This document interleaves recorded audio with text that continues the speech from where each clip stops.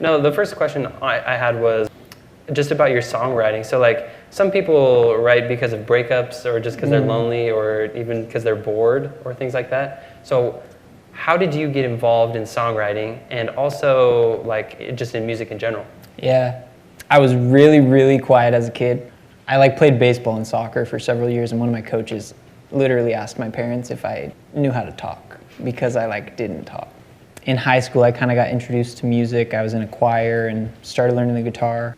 Music just became this way that I found to like express myself for once, and not only that, but like I think there was and still is a lot of like healing involved in the whole process of writing and all that.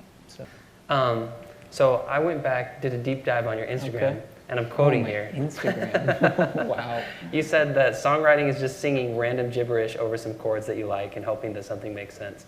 So, but I'm curious, how do you set the perfect environment? How do you create the right environment for your songwriting to occur? I probably would do well to be more intentional with like setting the right environment. Because it's usually pretty random. It'll be like late at night and I'm sitting on my bed or in my little studio and just start strumming some chords or playing some chords on the piano. And I guess maybe it's whatever I start playing that kind of sets the vibe, honestly, or like I start feeling something and like I said, it's random gibberish kind of starts coming out and somehow some of that gibberish starts making sense and relates to something in my life at the time, and so I just kind of build off it. Yeah, it's really weird, the whole process. I feel like to someone who hasn't written music before, it's like a really strange thing of just like pretending that it exists. I don't know. Right. Well, it's like it's become so normal for me that I forget that it's for a lot of people it's not.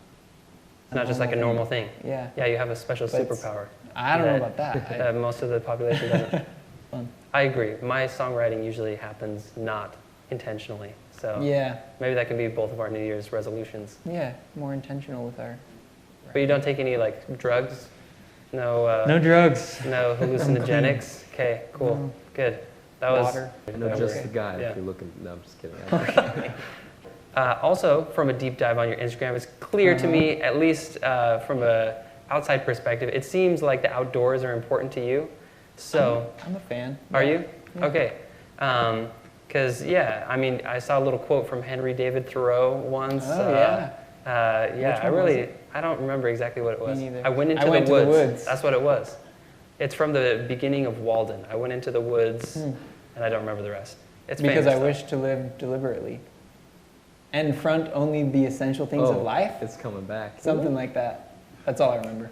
Give me some snaps for that, people. Whoa, that was beautiful. Got ourselves a poet here. Yeah. He's the poet. So my question is, the woods are a dangerous place. Have you had any experiences that were a little bit wild that, although most of your outdoor experience has been treasured, is there something that you would like to not relive? Let's relive that together here. For some reason, it seems like most of like the more intense outdoorsy things that I do are with my dad and my brothers. We usually do like a trip every year where we go backpacking for a week and do fishing. Or this year we went to Alaska, rafted down a river for a week and fished. Oh, no way. Anyways, that's way cool. These are tangents. I was just gonna say, I feel like it's usually one of my brothers that the bad things happen to. I should probably knock on wood. There's some. I think this is hardwood. I'm pretty sure. That's wood. It's not linoleum. I have not. Nothing terrible has happened to me. There was a time we were camping at this place. It's kind of like deserty. There's like some sand. We had set up our tarp and sleeping bags on the sand, and there was this rattlesnake that we noticed a couple times was chilling pretty close to the tarp. My dad probably wouldn't have normally been a fan of this, but he probably let me do it to calm my fears because I was like 15 at the time. But me and my brother, we stoned a rattlesnake, and wow. My brother kept. We're not talking drugs. We're talking. Sorry, we hit stone. We hit it with stone. Yeah. Okay, I see now. Thank you. The biblical. Hopefully, this wasn't too dark of a story, but no, that's crazy. That's really interesting. How to protect ourselves in the wild, you know. Sweet. Cool experience. And yeah, I wasn't sure what I was going to get with that one, but I was like, I wasn't sure might what as you were well gonna get answer. Get an interesting question. I'll try to be more concise. Sometimes I ramble. The stories I are great. apologize. I'm enjoying it at Okay. least. It looks like people are smiling. I see some, Yeah. there's some Okay. snaps. So glad. You shared the stage with Ben Rector, gone on a national tour. Yeah. With and Garon over there. collaborated with a popular DJ that some may have heard named Kaskade. Yes, this is true. So you've had a lot of cool moments in your career. Is there a highlight? Could be one of those three. It could be something completely different.